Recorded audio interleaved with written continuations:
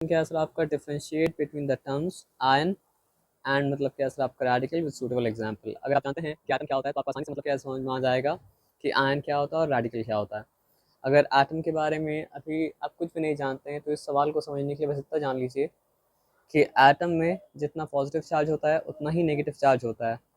इसलिए एटम का charge net charge क्या होता है सर आपका ज़ीरो, है ना। तो एटम में जितना मतलब क्या होता है पॉजिटिव चार्ज होता है उतना ही मतलब क्या होता है सर आपका नेगेटिव चार्ज होता है। इसलिए एटम का मतलब क्या होता है सर आपका नेट चार्ज हो जाता है मतलब क्या सर आपका ज़ीरो। और एटम का पॉजिटिव चार्ज कहाँ पे होता है सर आपका न्यूक्लियस में होता है। और एटम का नेगेटिव चार्ज जो होता है वो मतलब क्या होता है उसके शेल में होता है, इलेक्ट्रॉन में। तो एक एटम जब इलेक्ट्रॉन को लूज़ करता है तो भी वो चार्ज हो जाता है, और एक एटम जब इलेक्ट्रॉन को लूज़ करता है तो भी वो चार्ज हो जाता है, और एक एटम जब इलेक्ट्रॉन को मतलब क्या करता है गेन करता है तो भी वो चार्ज हो जाता है। अब क्योंकि इलेक्ट्रॉन का चार्ज जो है वो मतलब क्या सर आपका नेगेटिव है, तो इसलिए एक एटम जब एक इलेक्ट्रॉन को मतलब क्या करता है लूज़ करता है तो हो जाता है पॉजिटिवली चार्ज, और जब इलेक्ट्रॉन को मतलब क्या करता है गेन करता है तो हो जाता है मतलब क्या सर आपका नेगेटिवली चार्ज। अब वो पॉजिटिवली चार्ज हो या फिर नेगेटिवली चार्ज हो वो बन जाता है मतलब क्या सर आपका आयन। ये बताया समझ में ना। तो आयन के बारे में क्या लिखा है, आयन के बारे में लिखा है an ion is any atom or group of atom carrying a positive or negative charge due to loss or gain of electron. एकदम सिंपल बात है। आयन क्या होता है, एटम हो या फिर मतलब क्या हो सर आपका ग्रुप ऑफ एटम हो जो पॉजिटिव या नेगेटिव चार्ज कैरी कर रहा है उसको कहा जाता है मतलब क्या सर आपका आयन। एटम हो या फिर मतलब क्या सर आपका ग्रुप ऑफ एटम हो जो पॉजिटिव या नेगेटिव चार्ज मतलब क्या और सर आपका कैरी कर रहा है उसको कहा जाता है मतलब क्या सर आपका आयन। एटम हो या फिर मतलब क्या हो सर आपका ग्रुप ऑफ एटम हो जो कि मतलब क्या पॉजिटिव या नेगेटिव चार्ज मतलब क्या कैरी कर उसको कहा जाता है मतलब क्या सर आपका आयन।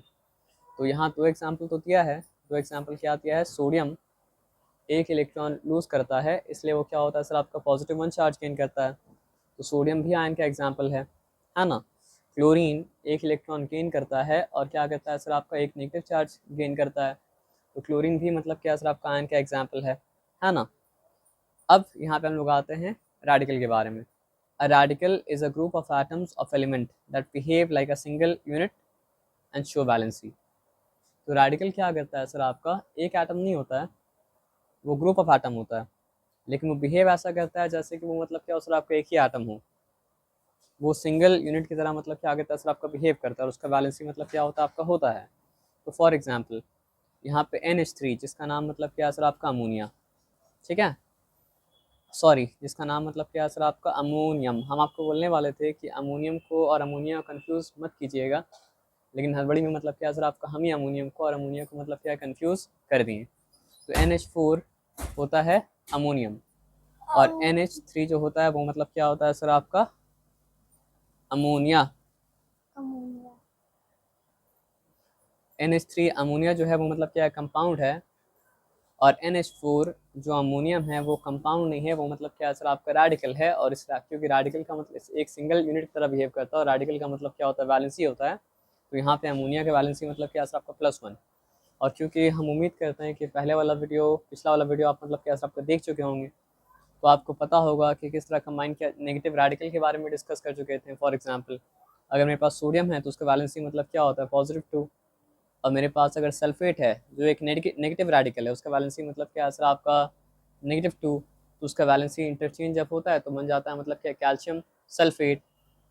तो अगर 2 उठा के 2 यहाँ पे ला दें और 2 यहाँ पे ला दें, दोनों 2 कैंसिल हो जाएगा, तो क्या बन जाने वाला है सर आपका कैल्शियम सल्फेट बन जाने वाला है। उसी तरह पॉजिटिव वैलेंसी एक ही है,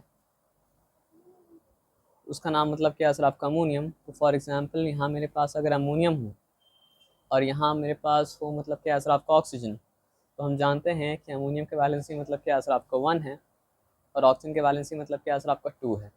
तो अगर कंपाउंड बनाएंगे दोनों को लेके तो मतलब क्या ऑक्सीजन का 2 वैलेंसी जो है वो आ जाएगा अमोनिया के पास में, और अमोनियम का 1 वैलेंसी जा चले तो जाएगा मतलब ऑक्सीजन के पास में, लेकिन 1 लिखना नहीं पड़ता है तो इसलिए करीब ला के काम करते हैं। यहाँ पे आ जाइए, और कन्फ्यूजन ना हो तो इसलिए देना पड़ता है यहाँ पे ब्रैकेट, इसको कहा जाएगा अमोनियम ऑक्साइड।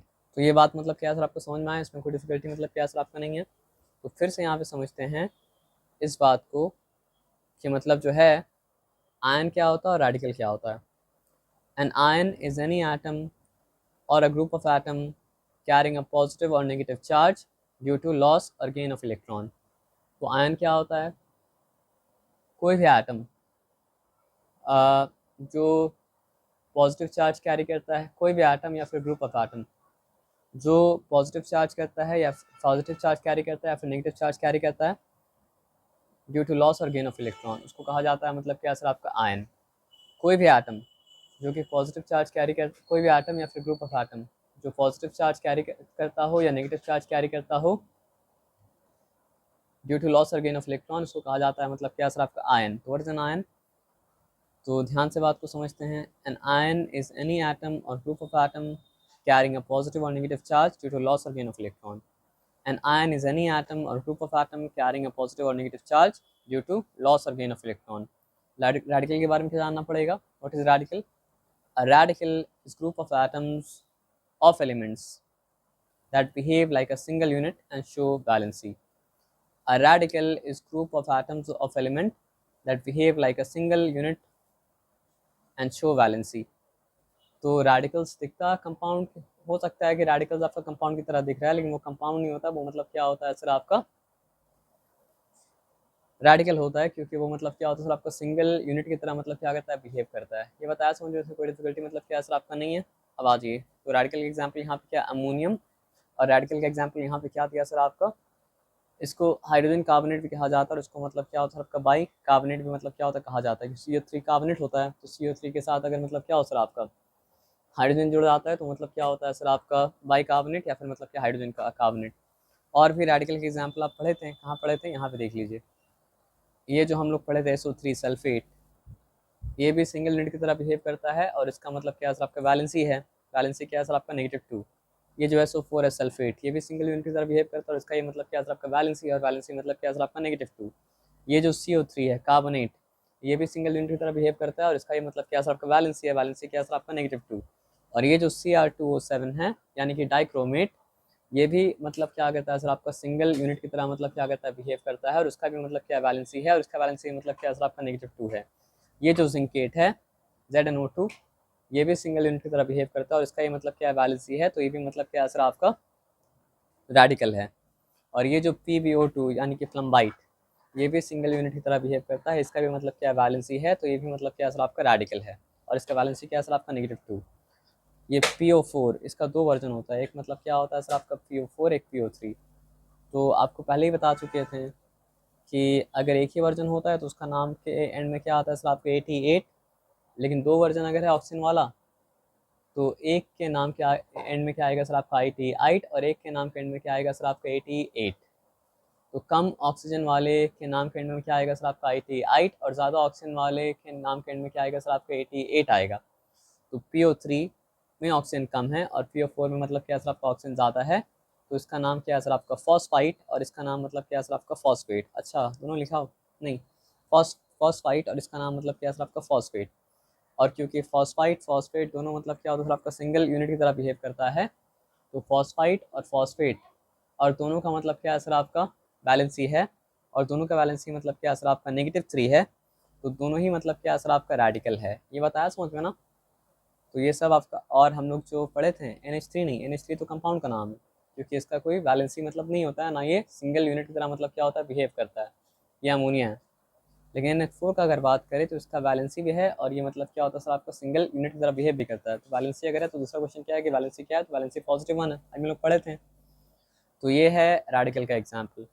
तो आई होप कि आपको मतलब क्या सर आपका आयन के बीच का और रेडिकल के बीच का मतलब क्या सर आपका फ़र्क मतलब क्या सर आपका समझ में आ चुका होगा। अब देखिए, कुछ कुछ एलिमेंट का मतलब क्या होता है, 2 वैलेंसी होता है, तो उसमें से एक कॉपर है। तो एक कॉपर, दो कॉपर का सिंबल तो CO होता है। कॉपर का सिंबल CO क्यों है? होना तो चाहिए CO, लेकिन कॉपर का नेम को उसका मतलब इंग्लिश नेम, मतलब कॉपर का सिंबल को उसका इंग्लिश नेम से नहीं लिया गया है, बल्कि कॉपर का सिंबल को उसका मतलब क्या सर आपका लैटिन नेम से लिया गया है। और कॉपर का लैटिन नेम मतलब क्या सर आपका क्यूप्रम। और कॉपर के बारे में एक बात और जान लीजिए, कॉपर का मतलब क्या सर आपको 2 वैलेंसी है। एक कॉपर का वैलेंसी मतलब क्या है सर आपका 1, और एक कॉपर का वैलेंसी मतलब क्या है सर आपका 2। ठीक है, यहाँ पे आया बात समझ में ना। एक कॉपर का वैलेंसी मतलब क्या है सर आपका 1, एक कॉपर का वैलेंसी मतलब क्या है सर आपका 2।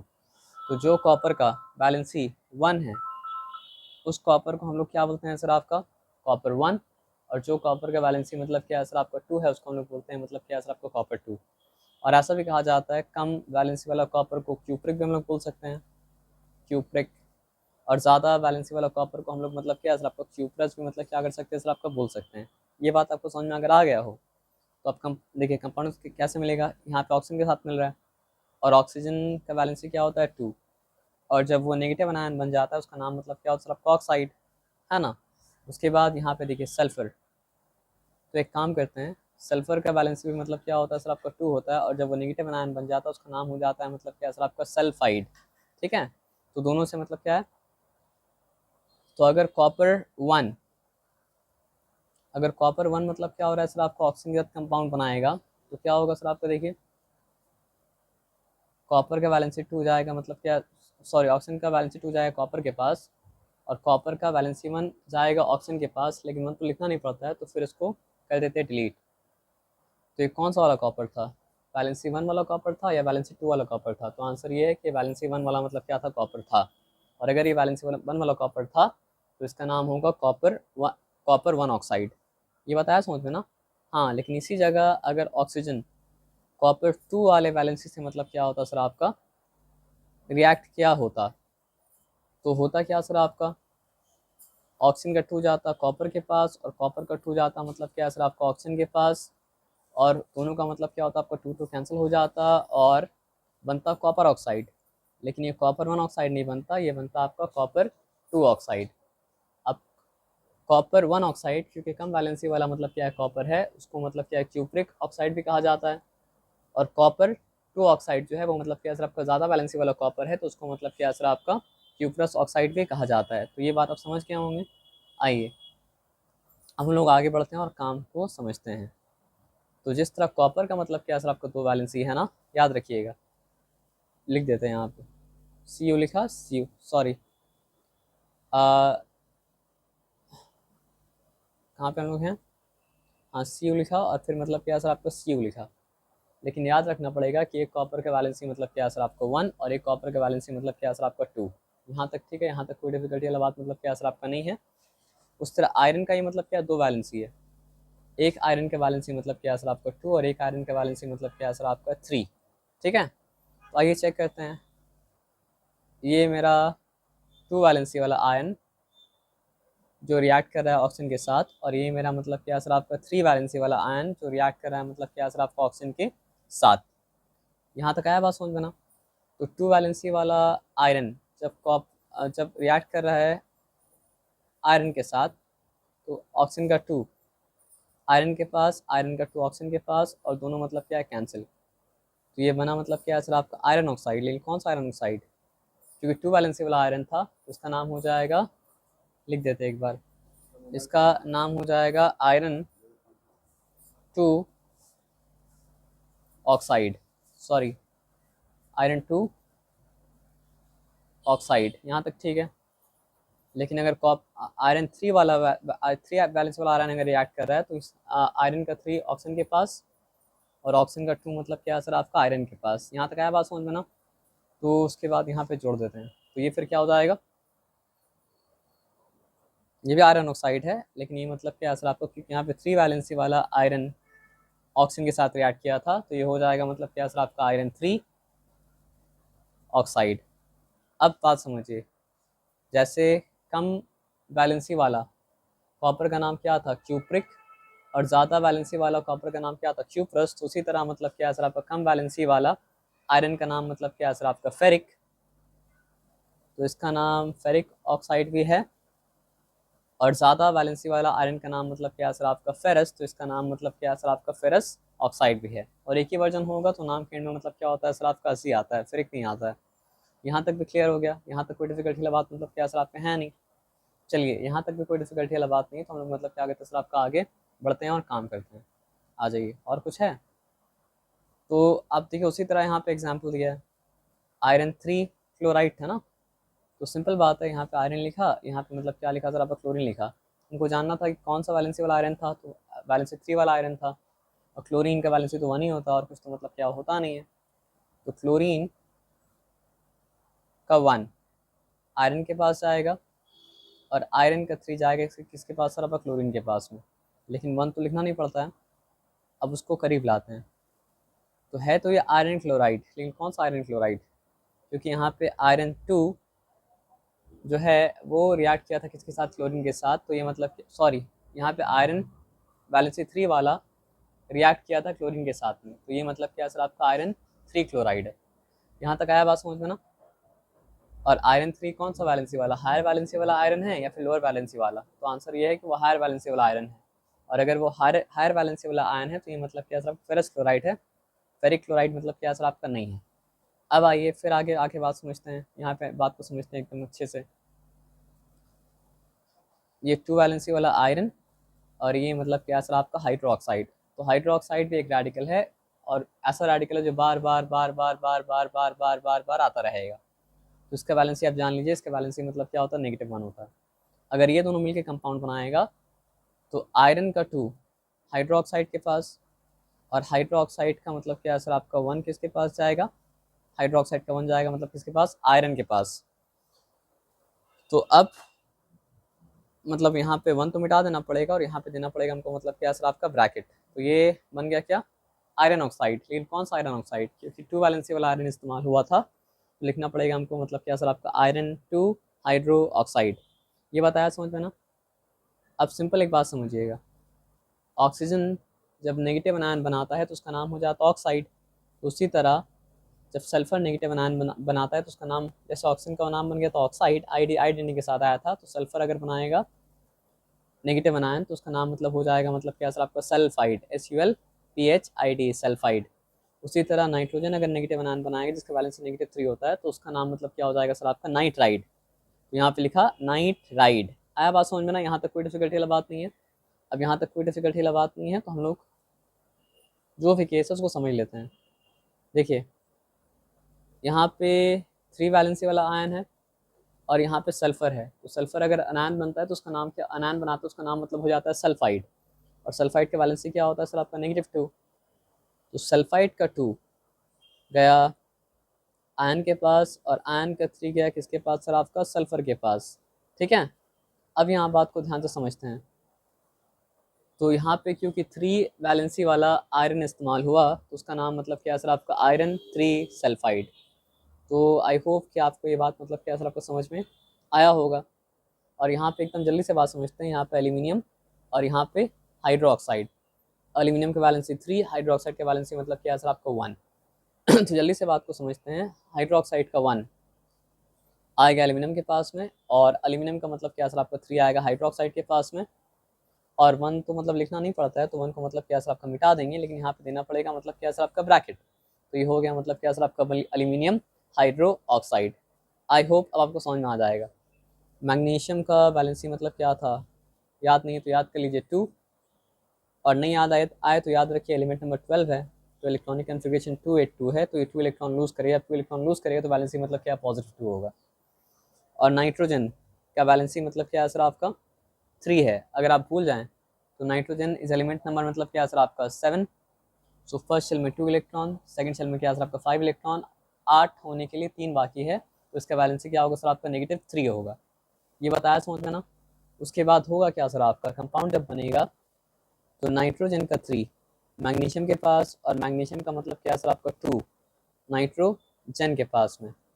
और नाइट्रोजन अनायन अगर बनता है तो उसका नाम हो जाता है क्या सर? आपका अभी बताया थोड़ी देर पहले, नाइट्राइड। तो इसका नाम क्या हो जाएगा सर? आपका मैग्नीशियम नाइट्राइड। यहाँ देखिए आईडी, आइड मतलब क्या सर? आपका लिखा हुआ है, ये बात सिंपल है।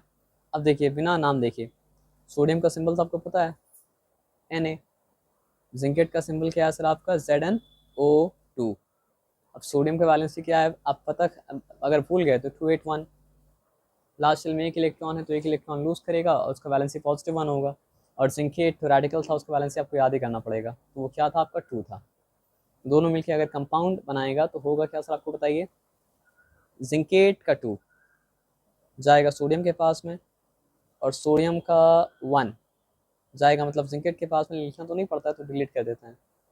तो ये कंपाउंड का नाम क्या होगा सर? आपका सोडियम मतलब क्या है सर? आपका जिंकेट। देखिए वही काम किया यहाँ पे, और कुछ नहीं किया है। अब आ जाइए, बात को ध्यान से समझते हैं, ये पार्ट बाद में समझते हैं।